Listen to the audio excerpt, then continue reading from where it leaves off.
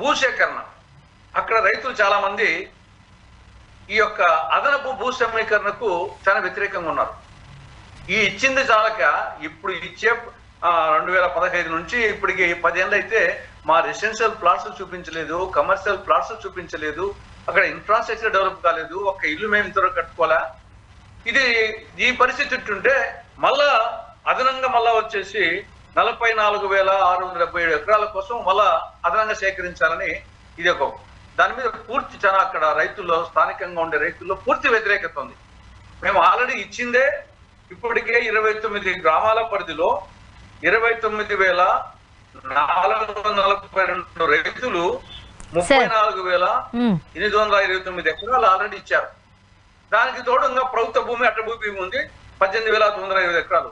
Overall గా రాష్ట్ర ప్రభుత్వం చేతిలో 53,745 ఎకరాలు భూమి ఉంటే అది చాలక ఇంకా అదనంగా 44,670 ఎకరాలకు కావాలని ఎప్పుడు అన్నారో ఆ నుండి అక్కడ రైతులు తీవ్ర వ్యతిరేకత ఉంది దాని మీద.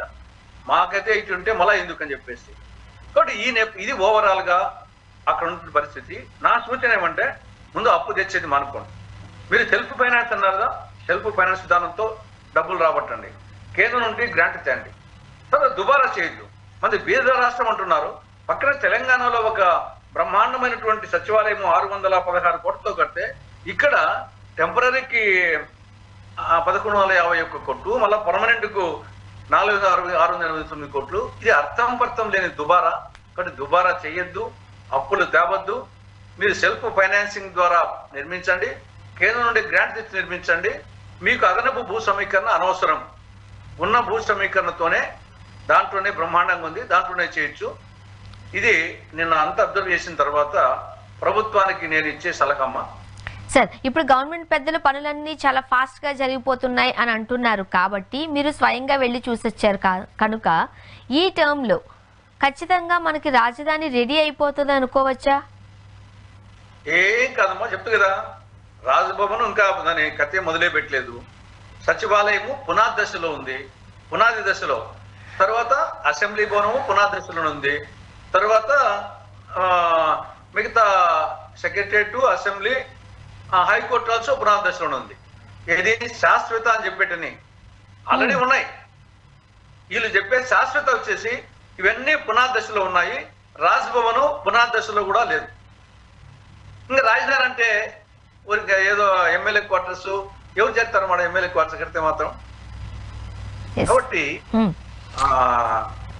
పైకి ఏదో ఊరికే కొద్ది జేసీబీలు అవి చూపించేసి వర్క్ ఏదో బ్రహ్మాండంగా చూపిస్తారు, కానీ అన్ని పునాది దశలోనే ఉన్నాయి. సార్, ఇప్పుడు ఆంధ్రప్రదేశ్ ఏపీ అంటే ఏ అంటే అమరావతి, పి అంటే పోలవరం అంటున్నారు. అదేమైనా కనిపించిందా మీకు అక్కడ? మా ప్రజెంట్ ఉండే టెక్నాలజీలో ఎన్నెల కట్టాలి మా బిల్డింగ్ ఉండేది. తెలంగాణ బిల్డింగ్ సచివాలయము కేవలం 2 years లో 616 కోట్లతో కేవలం 2 years లో శంకుస్థాపన, ప్రారంభోత్సవం అయిపోయింది. బ్రహ్మాండమైన సచివాలయం వచ్చింది. నీకు 11 ఏళ్ళు మనకు విభజన జరిగి 11 ఏళ్ళు తర్వాత కూడా ఇప్పటికీ కూడా అడంగా పునాదశలోనే ఉన్నాయంటే ఇంకా అది అమరావతి వచ్చేసి అది ప్రస్తుతానికి భ్రమరావతే. ప్రస్తుతానికి ఇంకా అది అమరావతి కాదు. ప్రస్తుతానికి వచ్చేసి ఎట్టు కదా ఒక విట్టు ఆ ఎన్ఐడి అవి చూసినప్పుడు కొంచెం సంతోషం కలుగుతుంది.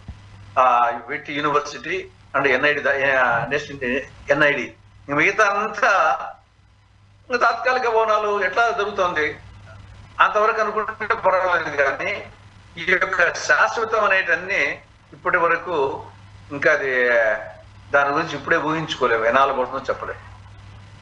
సార్, ఇంతకుముందు మీరు అన్నట్టు టెక్నాలజీ చాలా విస్తృతంగా పెరిగిపోయింది. ఎంత పెద్ద పెద్ద భవనాలైనా చకచకా కట్టేస్తున్న సందర్భాలు మనం చూస్తూ ఉన్నాం.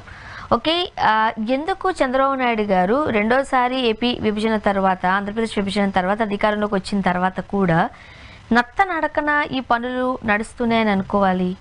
వాళ్ళ ఉద్దేశం ఏమై ఉండొచ్చు అంటారు? ఏం లేదు మా ఇట్నే కంటిన్యూ చేస్తూ ఉంటారు తెలుగు సీరియల్ లాగా.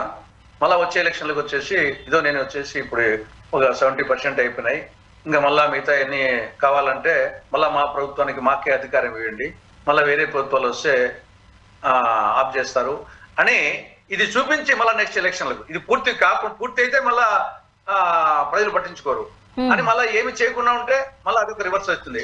కాబట్టి సంథింగ్ ఏదో జరుగుతా ఉంది అనే ఒక ఇంప్రెషన్ కలిగించి దాన్ని పూర్తి చేయకుండా అది చూపించి మళ్ళా నెక్స్ట్ ఎలక్షన్లకు వచ్చేసి దీని ఈ బూచితోనే పోవాలనేది ఉన్నట్టు నాకు అనిపిస్తా ఉంది.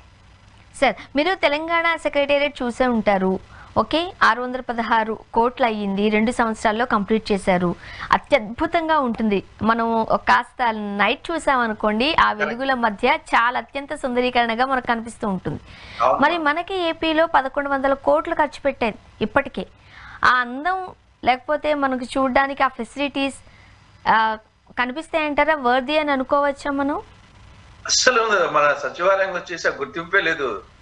జరుగుతూ ఉంది కానీ ఇప్పుడు తెలంగాణ చూసినా, కర్ణాటక విధానసభ చూసినా అవి చూస్తే ఒక విధమైనటువంటి ప్రైడ్ వస్తుంది, గర్వంగా ఉంటాయి. దానికి మీరు చెప్పినట్టు 616 కోట్లు కేవలం 2 years.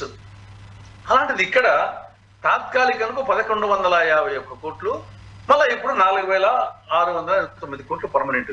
ఇది ఇంతకంటే దుబారా ఏముంటుందమ్మా? డెఫినెట్ గా వచ్చేసి ఆ దుబారా అంటే దాంట్లో డబ్బులు తలా ఇంత తీసుకోవడమే. దుబారాతో పాటు తలా ఇంత కాంట్రాక్టర్కి ఎంత, ప్రభుత్వాలకి ఎంత, మధ్య ఎంత. కాబట్టి ఆ కాస్ట్ ఎస్కలేషన్ డెఫినెట్ గా ఉంటుంది. మరి తెలంగాణలో కట్టినప్పుడు ఎందుకు కట్టలేదు అంత బిల్డింగ్ను? ఇప్పటికి 11 ఏళ్ల పాటు ఎందుకు ఆలస్యమైంది? దానికి ఆన్సర్ చెప్పాలా? పోనీ జగన్ అంటే 5 ఏళ్ళు ఉన్నాను అనుకో, గతంలో మీరు 5 ఏళ్ళు ఉన్నారు కదా, ఇప్పుడు మళ్ళీ 15 నెలలు అయింది కదా, అదేం చిన్న టైం కాదు కదా. గతంలో ఆయన పాపం లేడు, ఆయన వచ్చిందే కట్టిండే అనుకోవచ్చు. నువ్వు 5 ఏళ్ళు ఉన్నావు, తర్వాత జగన్ దాన్ని 3 ముక్కలాట అన్నాడు, ఆయన దాన్ని భ్రష్టుపట్టి అనుకున్నాం. మళ్ళీ ఇప్పుడు 15 నెలలు అయింది కదా. 15 నెలలు చేసిన ఏముంది? అంతా వచ్చేసి చూపించడమే, కొంత చూపించడం, ఏదో సంథింగ్ ఈజ్ గోయింగ్ ఆన్ అంతవరకే తప్పనిచ్చేసి ఇది మనం అనుకున్నంత పైకి చూపించేంత మాత్రం ఏం లేదు అక్కడ.